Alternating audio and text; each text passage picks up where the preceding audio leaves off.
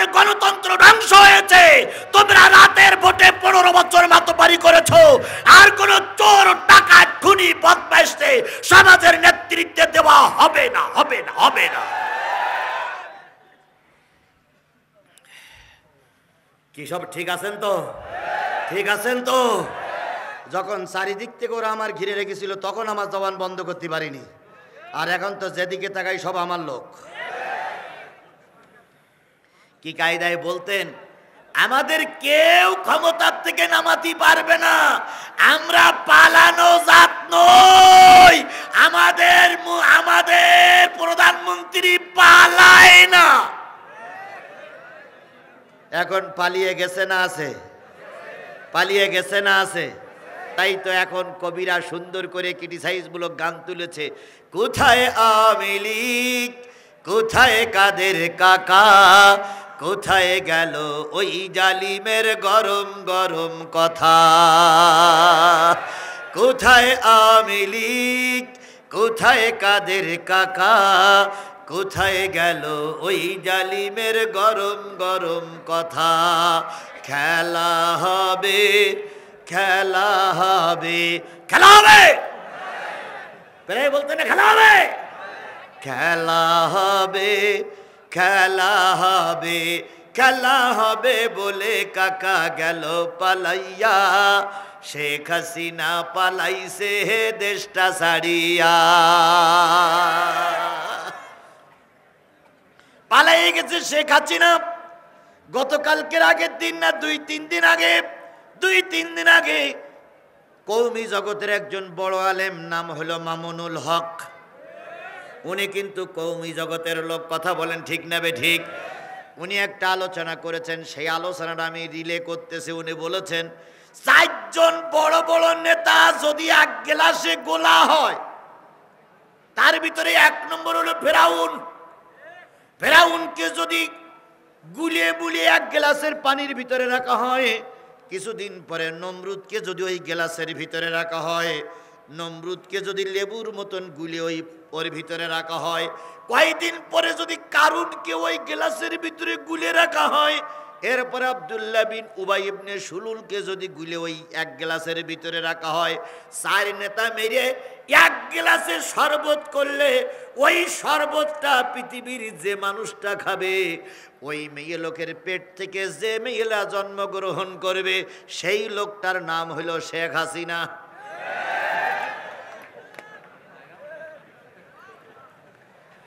এটা কিন্তু আমার আলোচনা না, কার আলোচনা? মামুনুল হকের আলোচনা। এটা যেহেতু কওমি মাদ্রাসা, তাই কওমি জগতের হুজুরদের কথা বলতে যাতে আমার দোষ না হয়। উনি বলতেছেন ফেরাউন, নমরুদ, কারুন আর আব্দুল্লাহ বিন উবাই 1 গ্লাসের ভিতরে শরবত করলে, ওই শরবতটা যদি কোনো নারী খায়, ওই নারীর পেটের থেকে যদি কোনো সন্তান জন্ম নেয়, সেই সন্তানটা হবে বাংলাদেশের শেখ হাসিনা। আমরাও ভেবে বুঝে দেখলাম, আজকের এই যুগে যদি ফেরাউন থাকতো, ফেরাউন আমাদের শেখ হাসিনার কাছে হারি মেরে যেত।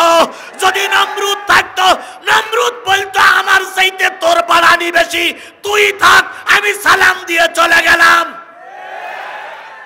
ফেরাউন মানুষ মেরেছে ঠিকই, নমরুদও মানুষ মেরেছে ঠিকই, কিন্তু আল্লাহর কসম এই লেডি ফেরাউনের মতন এত অত্যাচার আর কখনো হয়নি।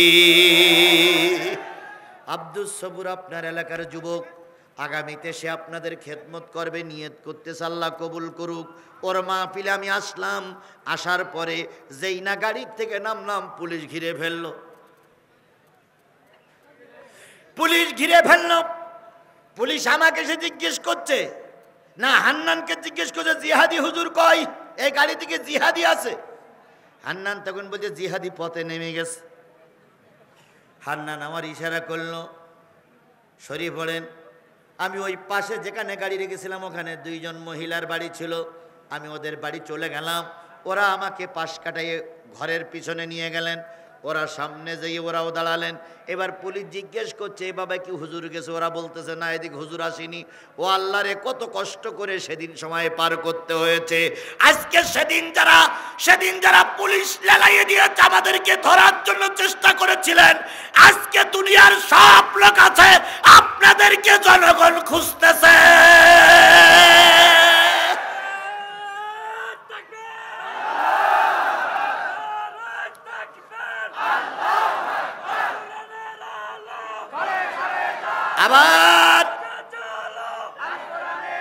আবার ওনারা বলতেছে, আওয়ামী লীগের নেতা কর্মীরা চিন্তা করো না, আমি সীমানার পাশে আছি, টুপ করে ঢুকে পড়বো, টুস করে ঢুকে পড়বো। তার মানে এখানে যে কটা লোক শান্তিতে আছে, এই কটা লোকরে উনি আর শান্তিতে থাকতে দেবে না। তার মানে ওনার ওই কথা শুনে এরা একটু বাকবাকুম করবে, আর আমাদের জনগণ কাল্লা আলাদা করে ফেলবে।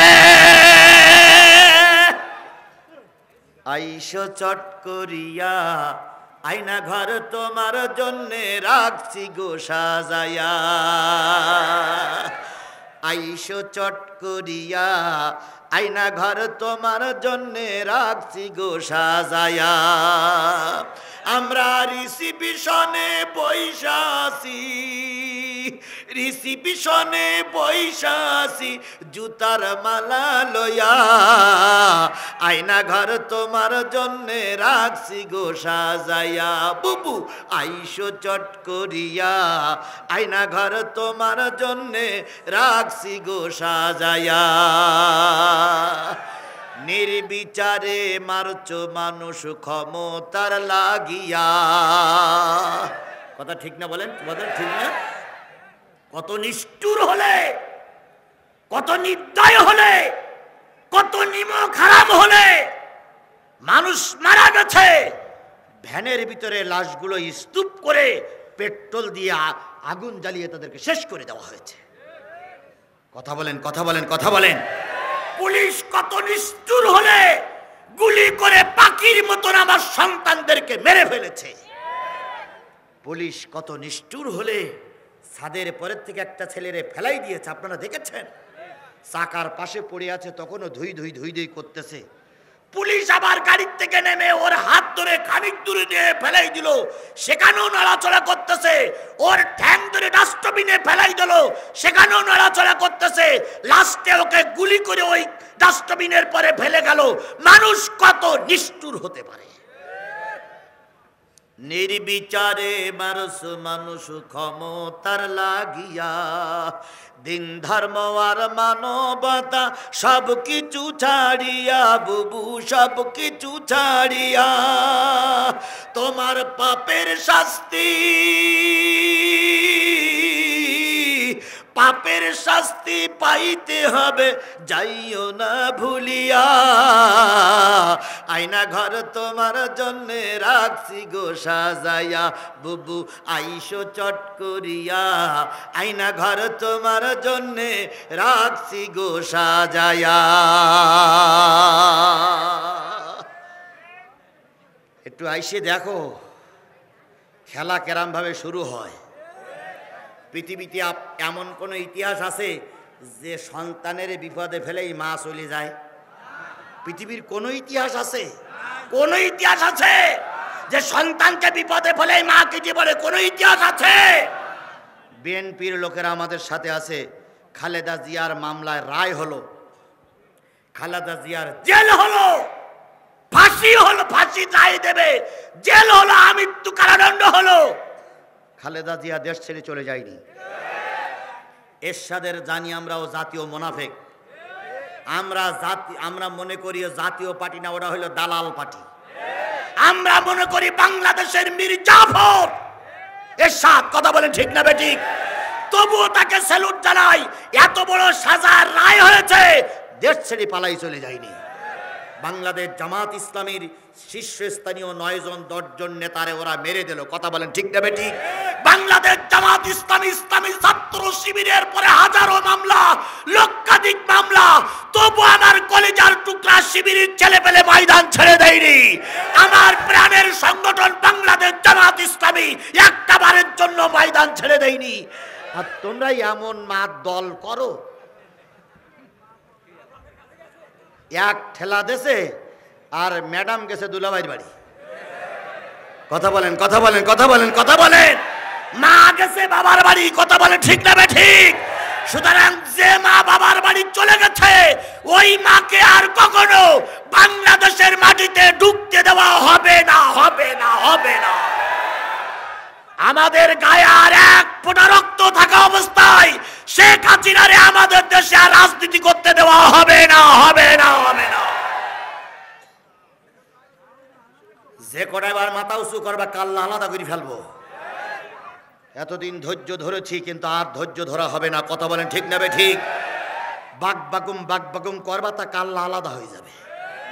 তোমাদের কারণে দেশ আজকে দেউলিয়া, তোমাদের কারণে ব্যাংকগুলো সব লুট হয়ে গেছে, তোমাদের কারণে গণতন্ত্র ধ্বংস হয়েছে।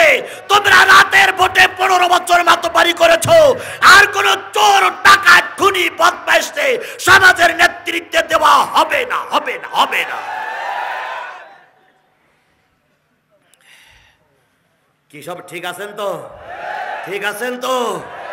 যখন চারিদিক থেকে ওরা আমার ঘিরে রেখেছিল তখন আমার জবান বন্ধ করতে পারিনি, আর এখন তো যেদিকে তাকাই সব আমার লোক। কি এখন সব আমাদের লোক না? যা দুটোটা আছে মুখ টুক কালো মালো করে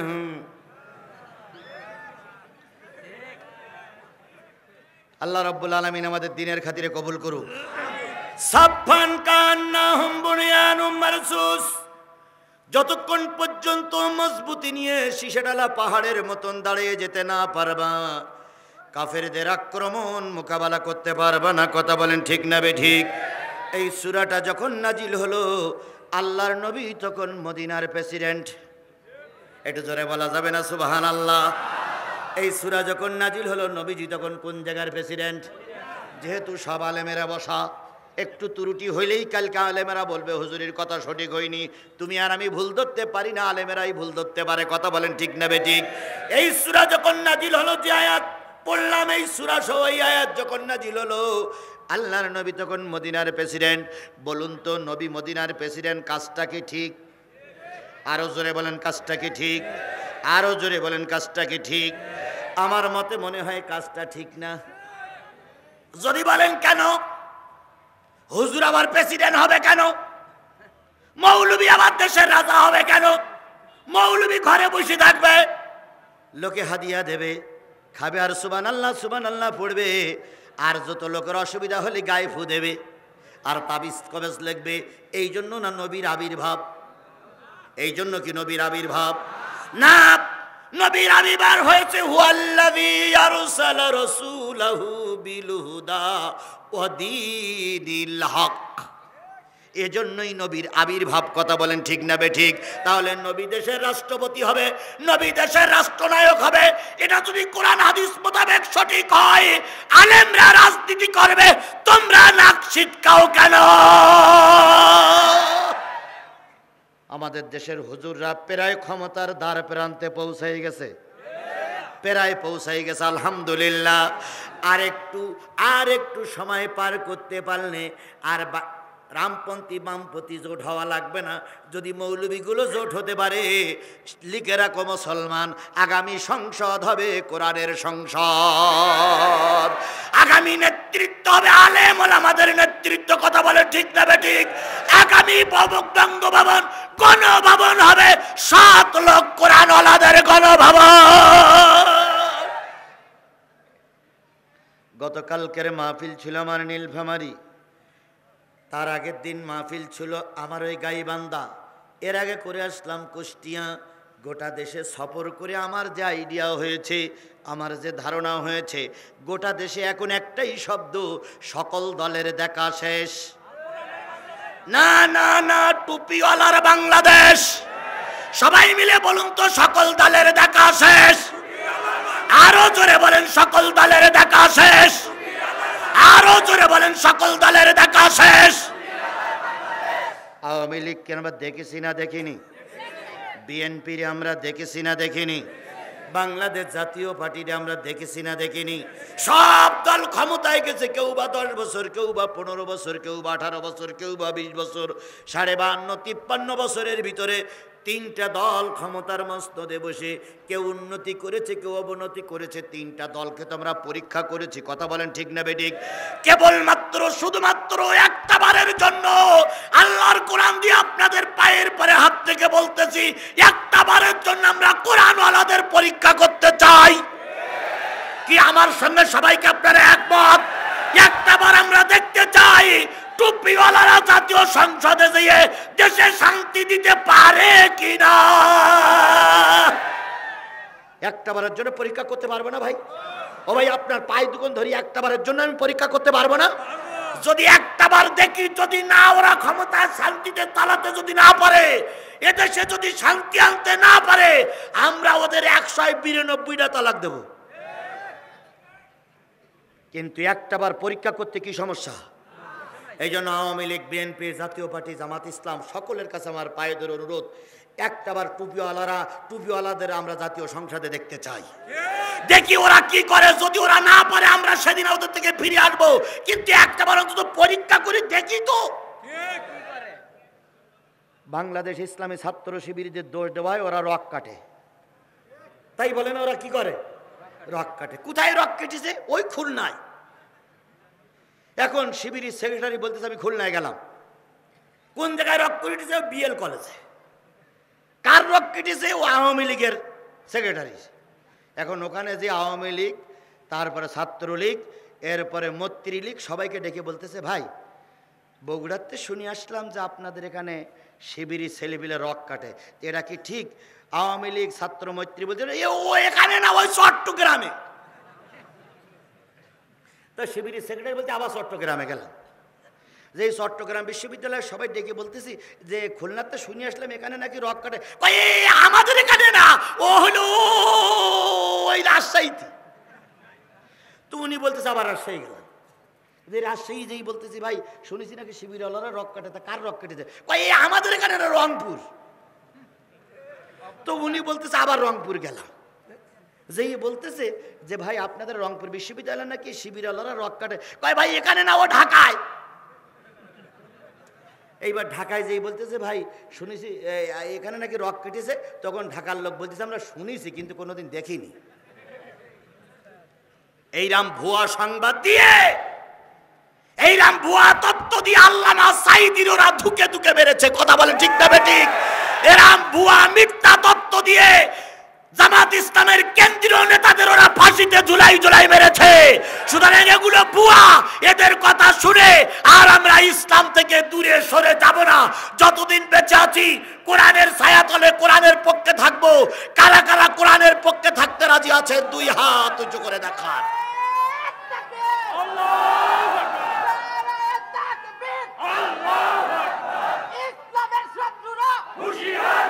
হাত নামান, হাত নামান, হাত নামান, হাত। ভাই এখানে অনেক টুপিওয়ালা আছে, জামাত ইসলামের নাম শুনলে সহ্য করতে পারে না। আমি আপনাদের পায়ে ধরে বলি, আপনি সহ্য করতে পারেন না, ওটা আপনার ব্যাপার। আপনি জামাত ইসলামের পক্ষে কাজ করেন না। তবে আমার দাবি আগামী নির্বাচনে টুপিওয়ালাদের পক্ষে আপনার সাপোর্টটা থাকা লাগবে, যদি আপনি মুসলমানের বাচ্চা হন। তাই সে জামাত ইসলাম হোক, আর হেফাজত হোক, আর চরমনাই হোক, আর তাবলিগ হোক, আর যে পর্যায়ের লোক হোক, টুপিওয়ালাদের পক্ষে থাকা লাগবে। টুপিওয়ালাদের বিরুদ্ধে যদি যান, আপনি দেশের দুশ্মন, আপনি কোরআনের দুশ্মন, আপনি আলেমের দুশ্মন, আপনি মসজিদ মাদ্রাসার দুশ্মন, আপনি দ্বীন ইসলাম থেকে খারিজ হয়ে গেছে। আমি কিন্তু জামাত ইসলামের ভোট দিতে হবে, একবারও কিন্তু আপনার শপথপত্রটি বলিনি। আমি বলেছি কিসের পক্ষে থাকতে হবে? জোরে বলেন, কোরআনের পক্ষে থাকতে হবে, টুপিওয়ালাদের পক্ষে থাকতে হবে। চরমনার ভাইরা কি টুপি পরে না? হেফাজতের ভাইরা টুপি পরে না? তাবলিগের ভাইরা টুপি পরে না? খেলাফত আন্দোলনের ভাইরা টুপি পরে না? জামাত ইসলামের লোক টুপি পরে, ওরাও টুপি পরে। যে কোনো একটা টুপিওয়ালার পক্ষে থাকতে হবে। এটা হলো কোরআনের দাবি, কোরআনের দাবি, কোরআনের দাবি। এবার তো ক্লিয়ার, এবার তো ক্লিয়ার। কিছু লোক বলবে ও হুজুর ওয়াজ করিস, ও হইল জমাইতে হুজুর। আমি কখনো কোনো মাহফিলে যাই আমি জমাতের পরিচয় দেই না। আমি পরিচয় দেই কোরআনের পক্ষে, ইসলামের পক্ষে, ধর্মের পক্ষে। কথা বলেন, কথা বলেন, কথা বলেন, কথা বলেন। আমার ভাইয়েরা, এই আয়াত কোরআন, এই আয়াতটা, এই সূরাটা যখন নাজিল হলো, রাসূল তখন কিসের প্রেসিডেন্ট? মদিনার প্রেসিডেন্ট। অহুদের ময়দান থেকে সবেমাত্র ফিরে এসেছে। বলুন তো মুসলমান ভাইয়েরা, সর্বপ্রথম কাফেরদের সঙ্গে মুসলমানদের সঙ্গে যে যুদ্ধটা হয়েছিল সেই যুদ্ধটার নাম কি? বদরের যুদ্ধে মুসলমানদের সংখ্যা কত? 313। কাফের কত?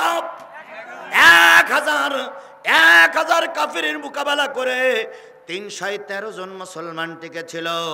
আজকেও যদি আমরা সেই বদরের যুদ্ধের মতন লোক হতে পারি, 313 জন লোক নিয়ে ময়দানে নামলে 1000 রামপন্থী বামপন্থী টেকবে না।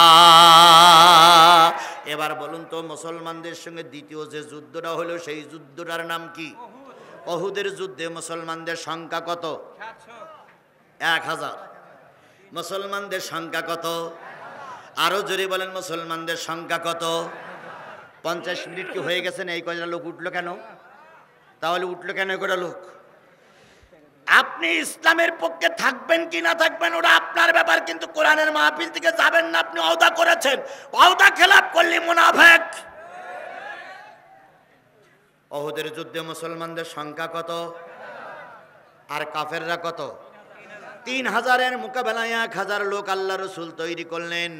ঠিক যুদ্ধের 3 দিন আগে 4 দিন আগে এক মৌলবী ফতোয়া দিল, এই যুদ্ধে যদি তোমরা যাও নিঘাত তোমাদের মৃত্যু হবে, নিঘাত বদরের প্রতিশোধ নেবে, তোমরা এই যুদ্ধে যেতে পারবা না।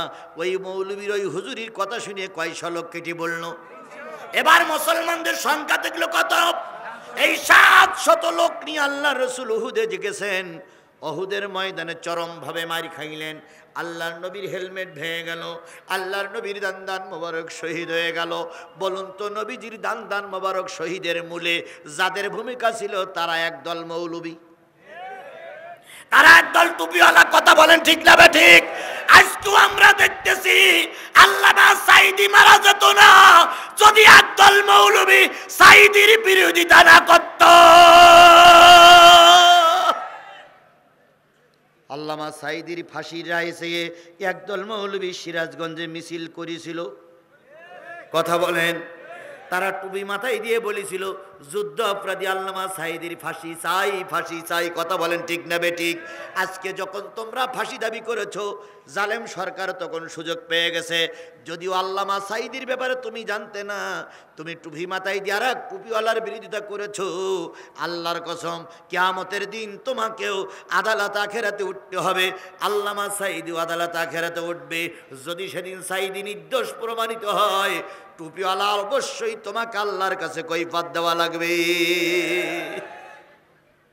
আল্লামা সাঈদীর মৃত্যুর মূলেই ছিল আমাদের দেশের একদল বক্তা। কথা বলেন ঠিক না ঠিক? আজারি এখনো বিদেশে বসে কাঁদতেছে, আজারি এখনো দেশে আসতে পারে না। আজারি বিদেশে যাওয়ার মূলে ছিল আমাদের দেশের একদল মৌলবী। কথা বলেন ঠিক না ঠিক? আপনারা একটা সুসংবাদ আপনাদের দিতে চাই, দারুণ সুসংবাদ। সে সুসংবাদটা শুনলে আপনারা খুশি হবেন।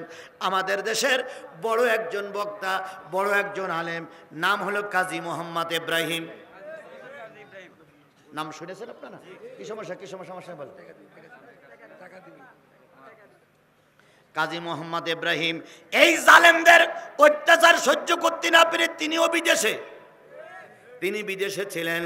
কিন্তু একটু আগে মঞ্চে বসে সংবাদ পাইলাম কাজী মোহাম্মদ ইব্রাহিম বীর দর্পে বীর পুরুষের মতন দেশে চলে এসেছে। জোরে বলুন আল্লাহু আকবার। কাজী মোহাম্মদ ইব্রাহিম কিন্তু রাজনীতি করতেন না।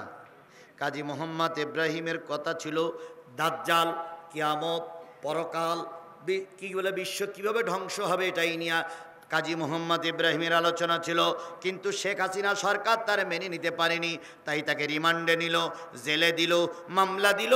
অপমান সহ্য করতে না পেরে আমাদের শায়েখ, আমাদের মুরব্বী কাজী মোহাম্মদ ইব্রাহিম দুঃখে কষ্টে মন ভার করে তিনি বিদেশে চলে গেলেন। দীর্ঘদিন বিদেশে থাকলেন। দেশ পরিবর্তন হওয়ার প্রায় 3 মাসের মাথায়, 3 মাস হয়ে গেল, 3 মাসের মাথায় কাজী মোহাম্মদ ইব্রাহিম দেশে ফিরে এসেছে। আল্লাহর গোলাম এসেছে, আমরা খুশি আলহামদুলিল্লাহ। তাহলে যে জিনিসটা বুঝাতে চাচ্ছিলাম, উহুদের ময়দানে কয়শো লোক নিয়ে মৌলবী কেটে বলল? 300 লোক। ওই যুদ্ধে রাসূল ব্যাপকভাবে মার খাইলেন, হেলমেট ভেঙে গেল। আল্লাহ নবীজির দান মোবারক শহীদ হয়ে গেল। সাহাবী আজমাইনগণ বলেছেন, আমরা উহুদের ময়দানে যেয়ে দেখি নবী মাথাটা নিচু, পা দুখানা উঁচু করে নবী গর্তের ভিতরে পড়ে আছে। আল্লাহ নবী রক্ত ঝরতেছে, নবী গর্তের ভিতর থেকে কাঁদতেছে আর বলতেছে, কেউ কি আছো, আমাকে একটু উঁচু করে তোলো। আবু বকর ওমর যে যখন উঁচু করে তুললেন, নবীজির হেলমেট ভেঙে গেছে, নবীজির সামনের দাঁত ভেঙে গেছে, নবীজি তখন আর কথা বলতে পারে না। ও আমার জাতি, সেদিন আল্লাহ কি জানেন ভালো কি করবেন, কিন্তু সেদিন যদি 300 মৌলবীরা যদি কেটে না পড়তো, হয়তো আমার নবীর মারি খাওয়া লাগতো না। আজকে দেশ যখন স্বাধীনের দ্বার প্রান্তে, দেশ যখন কোরআন প্রতিষ্ঠার দান প্রান্তে, তখন এই একদল ওই আব্দুল্লাহ বিন উবাই ইবনে সুলুলির উত্তরসূরি কিছু টুপিওয়ালারা ঠিক ইসলামী দিন কায়েমের বিরোধিতায় মেতে উঠেছে। এই জন্য সকল মৌলবীদের কাছে অনুরোধ, দীর্ঘ 52টা বছর পরে একটা সুযোগ আমরা পেয়েছি, দয়া করে বিরোধিতা করবেন না, দিন কায়েমের পথে এগিয়ে আসেন। আহলে হাদিস, হানাফি, কওমি, আলিয়া সকলকে মিলে কোরআন কায়েম করতে হবে। তারপরে যদি টুকটাক ছোটোখাটো যদি কোনো ব্যবধান থাকে, এক জায়গায় বসেই সমাধান হবে। তবু এই নির্বাচনে আমরা রামপন্থী বামপন্থীদের সমর্থন দেব, এই নির্বাচনে আমরা রামপন্থী বামপন্থীদের সমর্থন দেব, এই নির্বাচনে যে কোনো একটা কোরআনপন্থীদের এই সমর্থন দেব। বিএনপি ভাইদের বলি, জামাত ইসলামের ভাইদের বলি, আপনারা দুই দল আন্দোলন করেছেন, দীর্ঘদিন মার খেয়েছেন, দীর্ঘদিন মামলা খেটেছেন, অনেক কথা বলেন, ঠিক নেবে ঠিক। নির্বাচনের সময় এসে যেন একজন আরেকজনের ভিতরে দ্বন্দ্ব না বাঁধে। দ্বন্দ্ব বাঁধলেই কিন্তু বাতিলপন্থীরা আমাদের সুযোগ নিয়ে আমাদের ঘাড়ের পরে চড়ে বসবে। আমি প্রায় জায়গায় বলি, দুই বিড়াল এক কান রুটি পথে পেয়েছে, এক কান রুটি। কয় বিড়াল? দুই বিড়াল। এখন রুটি পেয়ে বিড়াল দুইজন খুব খুশি। তো দুই বিড়াল বলতেছে, ভাই তুই অর্ধেক খা আর আমি অর্ধেক খাই, যেহেতু তুই আর আমি পাইছি। ধরে নেন বিএনপি আর জামাত রুটি নামক দেশ পেয়েছে। তো এখন দুই বিড়াল বলতেছে, বিড়ালের সঙ্গে উদাহরণ দিলে হয়তো কেউ মনে খারাপ করতে পারে, আমি বোঝানোর জন্য বলতেছি, বলছে তুই অর্ধেক খা আর আমি অর্ধেক খাই। তখন যে বিড়াল একটু বড়, সে বলতেছে, ভাই ভাগ তো ঠিক মতন করা লাগবে, তাহলে ভাগ করতে গেলে কি করা যায়? সে মাঝখান থেকে এটি ভাগ করি। তো বড় বিড়াল বলতেছে, না রে ভাই, ইনসাফপূর্ণ বিচার করা লাগবে, তুই অর্ধেক আমি অর্ধেক, এটা সমান সমান করা লাগবে। এখন এদের এই কথাবার্তা শুনতেছিল ওই গাছের উপরে বানর। তো বানর এসে বলতেছে, ও ভাই কি অবস্থা? কই রুটি এক কান পাইছি, কিন্তু ভাগ করার সমস্যা। কয় কোনো চিন্তার কোনো কারণ নেই, ভাগ করার জন্য আমি যথেষ্ট, আমি ভাগ করে দেব। তো ভাগ করতে গেলে সমান সমান ভাগ করতে হবে, যেহেতু তোমরা দুইজন কষ্ট করে পেয়েছো। তো এক কাজ করো, কোনো জায়গায় তারা দাড়ি পাল্লা নিয়ে এসো, দাড়ি পাল্লা একেবার সূক্ষ্ম করে, তোমারও কম না হয় ওরও কম না হয়, তুমিও মামলা খেয়েছো ইয়াও মামলা খেয়েছো, তুমিও রিমান্ডে ইয়াও রিমান্ডে, তা যেন দুইজনের সমান হয়, এই জন্য দাড়ি পাল্লা নিয়ে এসো।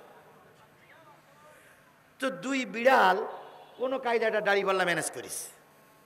তো দাড়ি পাল্লা ম্যানেজ করে এইবার বানর দাড়ি পাল্লায় রুটি দুই দিকে দেশে, তো দেশে তাই ইচ্ছা করেই দুটো খণ্ড করে, ইচ্ছা করি এক খণ্ড একটু বেশি করে দেশ। তো বলতিস, ভাই রে এই ওজন করলাম, তাদের বেশি গেল, তাহলে এটা একটু কমাই নাই বলে বানর এক গাল এক কামড় খেয়েছ। তো খেয়েছে যখন, তখন ওদিকটা একটু বেশি করে খেয়েছ, খেয়ে আবার দাড়ি পাল্লায় তুলেছে, তো এদিক বেশি হয়ে গেছে। তো বানর বলছে, ভাই এদিক বেশি হয়ে গেল যে, তার একটু খেয়ে নেই, তো এদিকেও একটু বেশি করে খেয়েছে, এবার এদিক বেশি হয়ে গেছে। তো এই করতে করতে রুটির বারানা খাওয়া হয়ে গেছে। আর দুই বিড়াল কি করতেছে, তাকাই তাকাই দেখতেছে যে এরে বলে কোন ভাগ, এরে বলে ইনসাফ, এই নাই ইনসাফ। তো যখন বারানা বা খাওয়া হয়ে গেছে, তখন দুই বিড়াল বলতেছে, ভাই ভাগ কি বানর করবে না, তুই আর